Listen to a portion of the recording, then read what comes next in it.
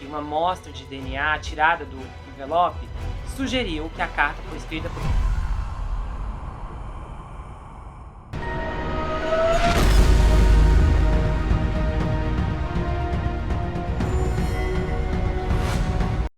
Andrew. Ei pessoal, bem-vindos a esse canal, eu sou Gustavo Negreiro, seu psicanalista favorito, e hoje estamos em mais episódios da série Na Mira. Pois é, episódio bombástico hoje, se prepara.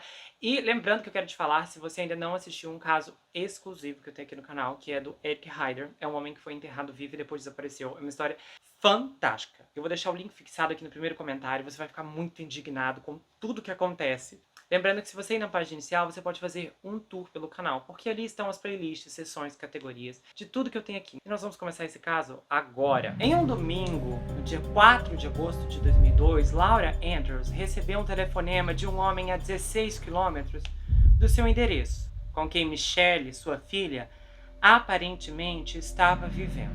Ele disse que havia algo errado e que não conseguia encontrá-la, nem entrar em contato com ela. A Laura não sabe o porquê, mas ela levou a sério aquela ligação. É o fim do verão de 2002 e Laura não fala com a Michelle, de 32 anos, há 3 dias. Ela não morava com a família, ela ficava lá de vez em quando e às vezes ela não tinha dinheiro ou condições de morar sozinha. Mas a Laura sempre sabia onde a Michelle estava, sempre tinha notícias dela. Semanas antes do desaparecimento, a Laura e o seu marido acreditavam que a Michelle estava perigosamente fora de controle. O álcool sempre foi seu escape. Ela bebia e chegou até mesmo a ser presa algumas vezes. A família acreditava que ela só estava tentando fugir dos problemas e não sabia como fazer isso. Como já tinham feito antes, os pais da Michelle tomam uma decisão difícil. Depois dela ser presa por embriaguez, seus pais pedem que ela permaneça detida para encarar a realidade. Fazer isso com a filha foi muito doloroso, mas na época foi necessário. Mas a Michelle ficou muito magoada. Havia muita frustração por parte da mãe ao tentar lidar com algumas questões. E ela queria que a filha fosse o oposto do que estava se tornando. A Michelle já era conhecida por alguns policiais de Spartanburg, inclusive o detetive Alan Wood, que morava na mesma rua da família de Michelle. Quando ele a conheceu no final de 99, ela parecia ser uma garota alegre e atraente, parecia não ter qualquer problema além das brigas com a mãe. A diferença de opinião sobre o estilo de vida da Michelle era o grande problema. Sendo 3 de 4 filhos, a Michelle passou a infância em Illinois antes de se mudar com a família para Carolina do Sul. E ela permaneceu próxima dos seus pais, irmãos e irmã. Sem filhos, ela adorava a sobrinha e a sua cadela Sophie. Mas a vida dessa jovem vivaz estava ficando profundamente conturbada. E ela se casou muito jovem, logo que saiu do colegial. E ela era muito jovem, jovem demais para lidar com os problemas de estar com alguém como o indivíduo com quem se casou. Ele não a tratava bem e foi extremamente difícil, dando início aos anos de sofrimento. Isso serviu de base para outros problemas futuros, que incluíram o consumo de substâncias ilícitas. Então, a Michelle tomou o caminho errado. Ela bebia demais e saía com as pessoas erradas. E a Laura até perguntou ao detetive Alan Wood se ele conversaria com a Michelle. Talvez ele pudesse fazer algo para ajudar. Então, ele arrumou um emprego a ela e ela passou a ganhar um bom salário, num bom lugar, num consultório médico. Bom, bastava ela apenas comparecer. Mas então ela foi demitida. Parecia que a todo lugar que ela ia, ela era alvo das mesmas acusações. Sumiço de dinheiro e esses tipos de coisa. Então, aos 30 anos, a Michelle já tinha 3 casamentos fracassados. No fim de julho de 2002, a Michelle foi presa, então, por embriaguez e distúrbio da ordem. E os seus pais pedem que ela permaneça detida. A Michelle deveria ficar sob custódia policial até surgir uma vaga em uma clínica de reabilitação local. Mas não foi o que aconteceu. Por uma confusão burocrática, a ordem não é recebida e a Michelle é libertada da prisão. Quando o conhecido de Michelle liga preocupado, procurando por ela, a Laura Andrews descobre que a sua filha foi solta e está desaparecida. Quando a Laura foi à delegacia, o escrivão da polícia disse: ela é adulta, ela pode fazer o que quiser, mas nós não podemos ajudar. E então a Laura disse: bom, eu sou a mãe e estou dizendo, tem alguma coisa errada. Então, no domingo 4 de agosto, Enquanto os pais tentam localizá-la, a Michelle retoma a vida de onde parou, bebendo em bares de beira de estrada, do condado. E da hora que ela saiu da cadeia até ela ir para a parada de caminhões, parece que ela ficou andando pelos bares de um estabelecimento para o outro. Um dia antes de desaparecer, a Michelle conhece então um encanador chamado Brad White. Ele estava andando de moto, só dando passeio. Aí ele parou num bar e ela estava sentada na porta. Toda hora ela dava uma espiada na porta, parecia que ela estava com medo. E a Michelle estava com muita fome. Então ele falou com ela e ela contou que tinha sido expulsa de casa pelo namorado e tudo que ela tinha era o que estava vestindo, que ela estava com medo do namorado. Então eles saíram do bar, foram para outro bar, jogaram um pouco de bilhar, deram uma volta, só um passeio. Estava ficando tarde, estava escurecendo e ela queria ir para uma parada de caminhões. Aí ele disse: olha, eu fico contente em te levar, mas só de manhã. Ele foi a última pessoa a ver a Michelle viva. Se você é a última pessoa a ver alguém que está desaparecido, você é suspeito do desaparecimento da pessoa. E aquilo o assustou porque ele tinha certeza que as autoridades imaginavam que ele tinha feito alguma coisa para com ela. A Laura tinha uma sensação incômoda. Ela sabia que a filha estava meio desesperada e tinha chegado ao fundo do poço. Só que a Michelle disse para o Brad Wines que ela tinha um plano de ir para Myrtle Beach. Ela ouviu falar que podia ganhar um bom dinheiro trabalhando em vários restaurantes por lá. Então ele deu um short, uma camisa a ela, e ela dormiu na cama dele e ele dormiu no sofá. Então no dia seguinte ele a levou até lá, deu dinheiro para o café, disse a ela para conversar com os caminhoneiros, desejou boa sorte e foi isso. A polícia então ouviu toda essa história e ele passou por um polígrafo. Mas oficialmente ele nunca chegou a ser um suspeito. E nunca houve qualquer indício de que ele tivesse feito algo ou que alguma coisa além tivesse acontecido. O que ele contou fazia sentido. Cidade turística cheia de bares e restaurantes e praia é uma cidade que na verdade é um ponto constante para fugitivos. Então a polícia de Myrtle Beach fez uma busca meticulosa pela Michelle e não encontrou nada.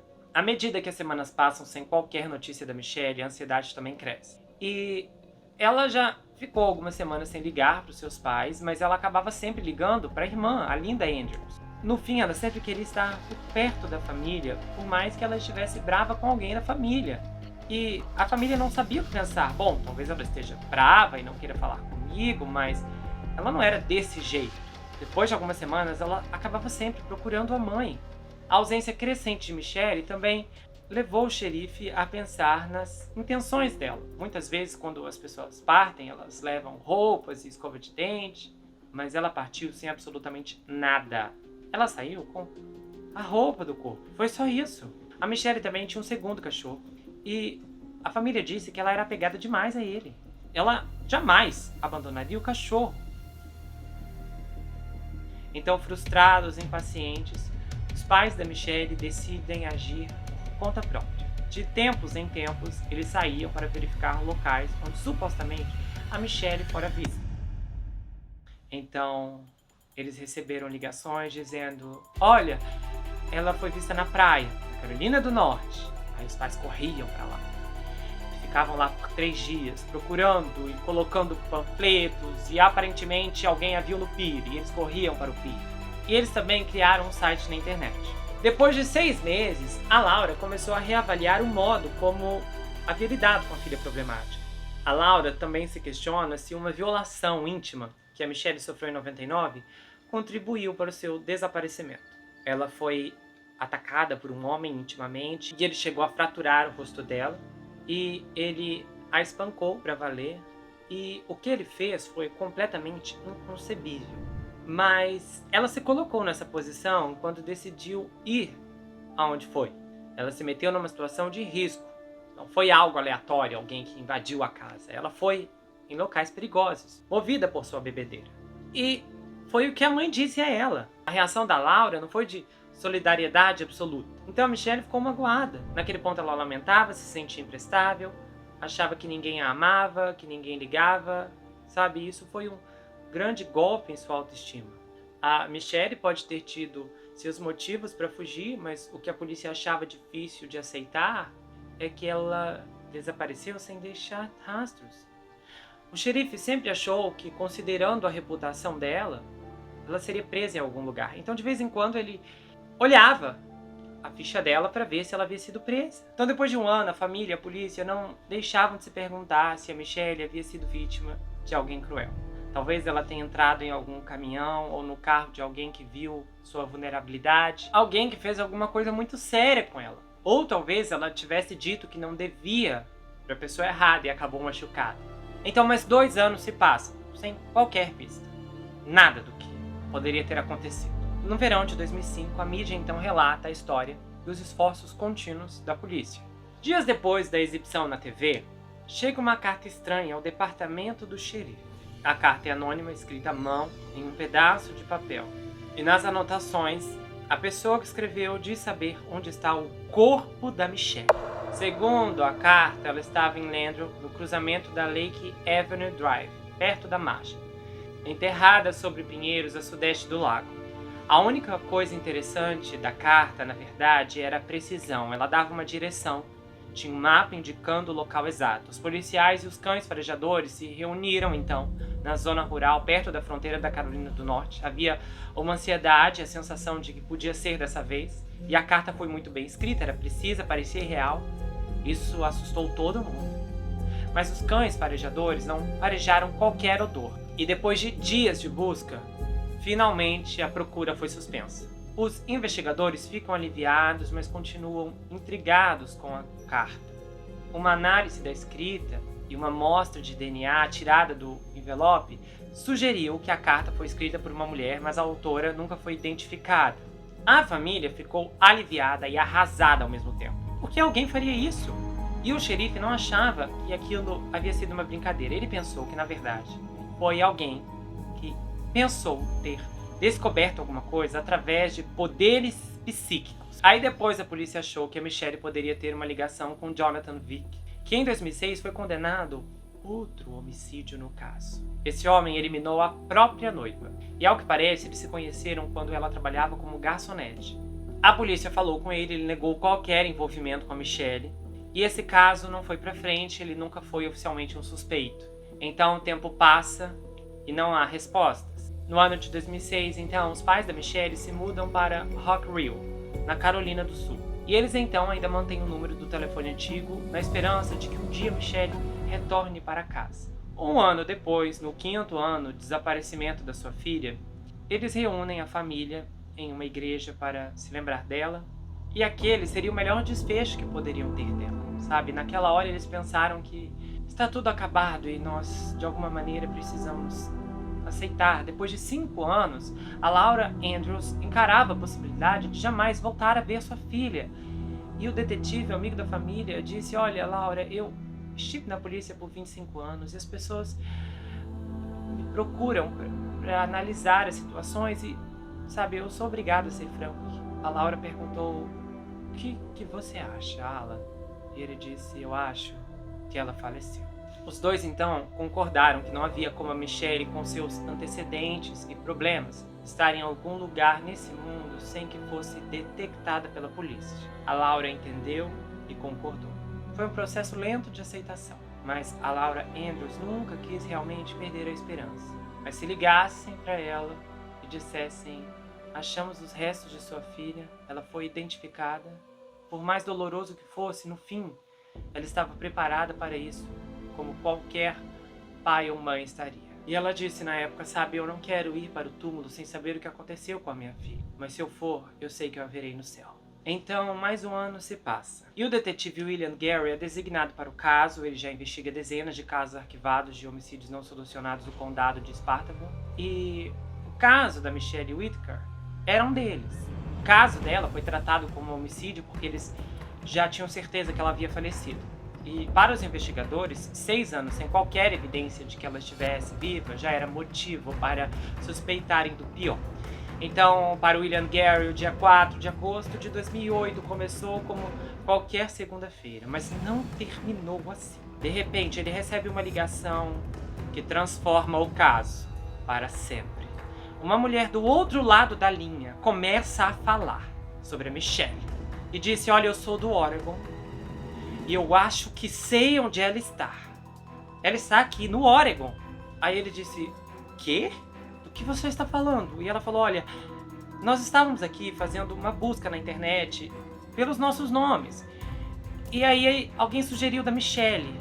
E nós achamos um site, que era o site da família. O Gary estava cético, porque o nome Michelle Whitaker não é tão incomum. E anteriormente, já havia aparecido pistas falsas. Então ele falou, eu quero uma prova. Você pode me mandar uma foto atual da Michelle? Eu quero por e-mail. Então ela mandou. Aí o investigador William Gary pega a foto, vai até o detetive amigo da família, o Alan, mostra a foto e diz, você sabe quem é essa pessoa? O detetive viu na hora e disse, ah, meu Deus. Eu sei quem é. Onde você conseguiu essa foto? Essa é a Michelle. Um policial, então, do estado do Oregon é mandado para verificar a identidade da Michelle. Depois de certa relutância, a mulher que acreditava ser Michelle concorda em fornecer a digital. Então, quando o policial retornou para o Alan sobre como havia sido o interrogatório, quando ele disse basicamente as coisas que ela falou, o Alan disse a ela mesma, ela continua tão bocuda como era na época em que sumiu. Então, em 5 de agosto de 2008, quase no mesmo dia em que Michelle desaparecera 6 anos antes, o detetive Alan Wood liga para a amiga Laura. Ela ainda estava dormindo quando o telefone tocou. Ela atendeu e ele disse, é o Alan Wood, Michelle está viva. Se passaram 5 segundos até a ficha cair para Laura. Ela ficou pasma, foi como se estivesse sonhando e ela não conseguiu assimilar na hora. O telefonema foi breve, ela começou a chorar. E é claro, assim que a ligação se foi, as perguntas vieram. Onde ela está, como ela está, o que ela andou fazendo, aquilo tudo era um milagre. Mas a polícia deveria respeitar a privacidade da Michelle, não podia contar aos pais onde ela estava, nem como contatá-la. Depende da Michelle ligar para casa. Então a polícia tentou encorajá-la a se comunicar com a família, só para aliviá-los, pelo menos. Então, na noite seguinte, a Michelle liga para a mãe. E a ligação é registrada pela equipe do noticiário local. A Laura atende, começa a chorar e diz, eu não deixei de procurar você nem um dia sequer, filha. Papai e eu fomos a todos os lugares para te procurar. Nós procuramos, distribuímos panfletos. E 2 semanas depois, no aeroporto de Atlanta, a Michelle e os seus pais se encontram pela primeira vez. A Laura abraça a filha e começa a chorar. A Michelle, explicando o momento com suas próprias palavras, disse, eu toquei, eu abracei, sabe? Era como se um fantasma tivesse voltado à vida. E eu pensei, meu Deus, vocês estão aqui mesmo, não estão bravos comigo, não me odeiam. A Michelle se reúne com a família, vê a sua irmã Linda casar dentro de 1 mês. Ela participa da cerimônia, ela faz coisas com a irmã e ela explica também o que andou fazendo desde que partiu da parada de caminhões. Ela diz que acabou indo para Indiana, depois Virgínia, para Flórida, para Reno. E aí ela conheceu um homem com quem já estava há 5 anos naquele ponto. E durante essa odisseia, ela encontrou amor, amizade e um emprego no Oregon, trabalhando como babá de uma família grande com filhos adotados. Ela morava numa fazenda cheia de cavalos, cães, 7 crianças que ela cuidava. Mas a volta da Michelle desenterrou lembranças da Carolina do Sul há muito esquecidas. A mãe da Michelle disse, sabe, quando se tem alguém que desaparece por 6 anos por vontade própria, não há motivos para a gente ficar brava. É um motivo para a gente refletir e entender que houve uma razão. Antes de partir, elas estavam muito bravas umas com as outras. E a Laura falou coisas pesadas para Michelle e a Michelle falou coisas pesadas para a mãe. A Michelle disse que a Laura falou para ela que ela não prestava e falou, olha, eu não gosto de como você leva a sua vida, o que você faz não é bom, você só bebe, dorme em carros. Isso era verdade. E a Laura disse, olha, a família vai ficar melhor sem você. Então, de todas as mágoas entre mãe e filha, as consequências do ataque violento à Michelle foram as que mais doeram. A Michelle disse que queria que a mãe dissesse a ela, olha, não foi sua culpa. Ela queria que o pai dissesse, olha, não foi sua culpa, mas ninguém disse isso. Então ela sentia como se todo mundo estivesse a uns 10 metros dela. E quando elas sentaram para conversar, a Michelle perguntou à mãe, você nunca pensou que foi por isso? Que eu estava brava e magoada? E a Laura disse, não, isso nunca passou pela minha cabeça. Eu nunca acreditei que você iria embora desse jeito. Eu nunca acreditei que você não queria ver seu avô, sua avó, sua tia, seu tio, seus sobrinhos, seus primos, seus irmãos, toda a sua família. Aí ela disse, olha, eu não queria desaparecer assim, o meu objetivo era morar em Myrtle Beach, sair do foco, trabalhar em um bar, um restaurante. Eu não imaginei que pensariam que eu estava sem vida ou que procurariam por mim. Achei que estavam felizes com a minha partida. A Michelle disse, nunca imaginei que estariam procurando por mim. Sabe, eles gastaram muito tentando fazer isso e eu me sinto mal. Se eu soubesse, sabe, teria importado, teria ajudado. E a Laura disse, as pessoas perguntam pra mim, você está brava com ela? E ela falou, não. Minha única resposta é não. Sabe, eu entendo que naquela época ela não estava em condições de pensar claramente sobre as consequências de sumir assim, e talvez tenha sido até necessário para ela.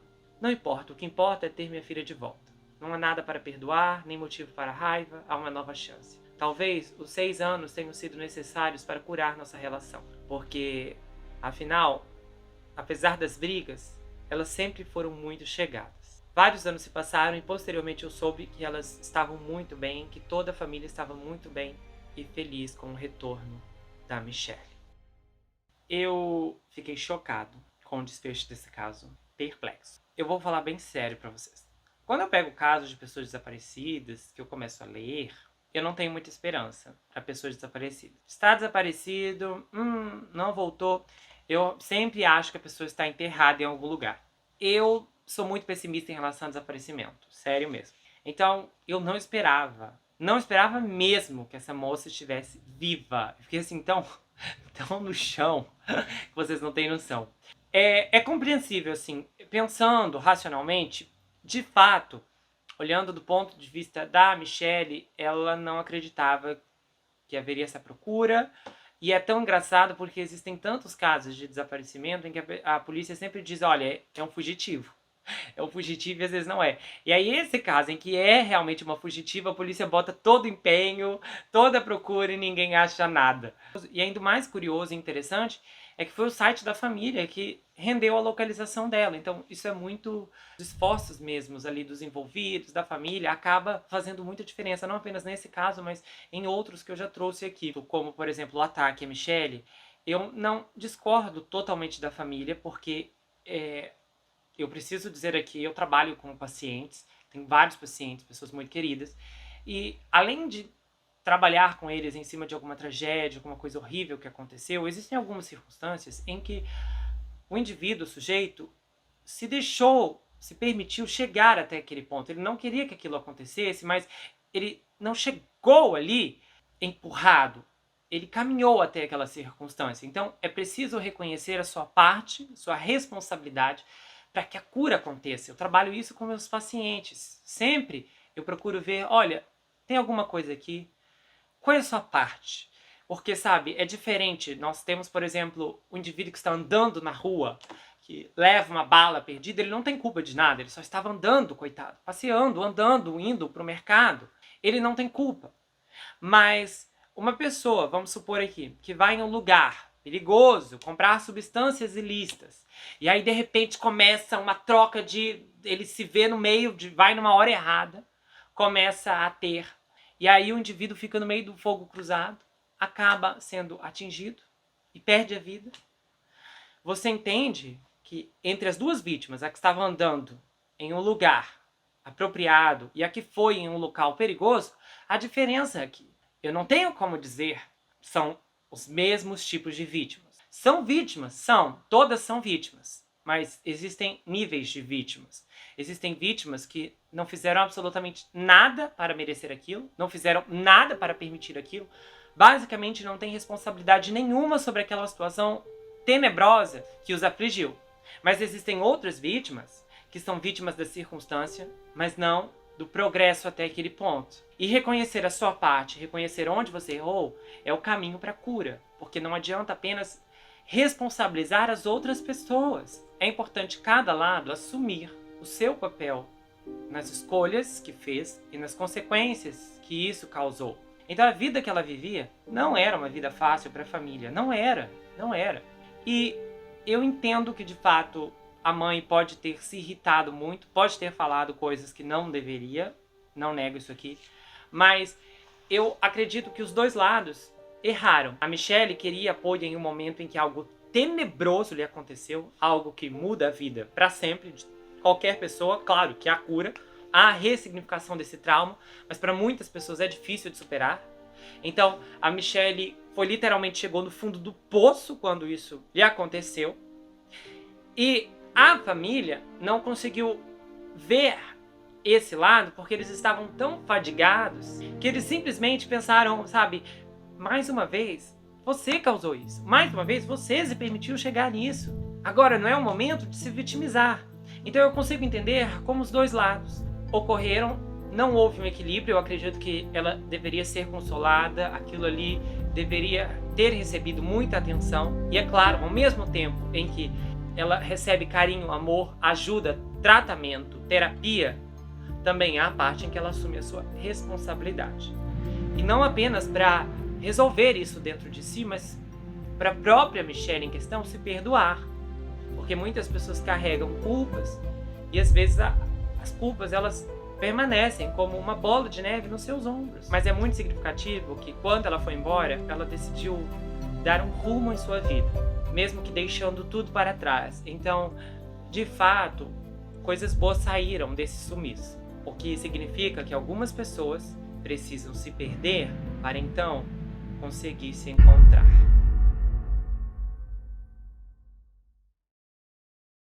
Se você gostou desse vídeo, inscreva-se no canal, ativa o sininho, compartilha, dá o seu like, comenta aqui embaixo, espero que você tenha gostado. Aproveite e conheça as outras atrações do canal, tá? Tem vários episódios bombásticos. Então, dá uma força, eu espero que você possa maratonar o conteúdo e comentar, tá bom? E se você quiser saber mais sobre mim, adquira meu livro. Esse é um suspense chamado Perfeito Estranho. Ele conta a história de um rapaz chamado Jack Wilber, que se vê preso em uma terrível maldição hereditária enquanto um serial killer está escondido em sua própria casa e possivelmente tentando tirar sua vida. Esse livro é escrito em formato roteiro, então é uma inovação. Se você não gosta de leitura, não se preocupe. Esse livro é justamente para você, porque a forma como ele é escrito é diferente de tudo o que você já viu. E o livro vai autografado se você quiser. A gente faz envios para qualquer lugar do Brasil, quase qualquer lugar do mundo também. Tem marcadores, um pôster exclusivo. Você pode entrar em contato pelo Instagram, pelo Telegram, comentar aqui. É muito fácil de falar diretamente ou então entrar lá pelo site. A gente se vê no próximo caso e não se esqueça que aqui você sempre vai ter um amigo. Até mais, pessoal!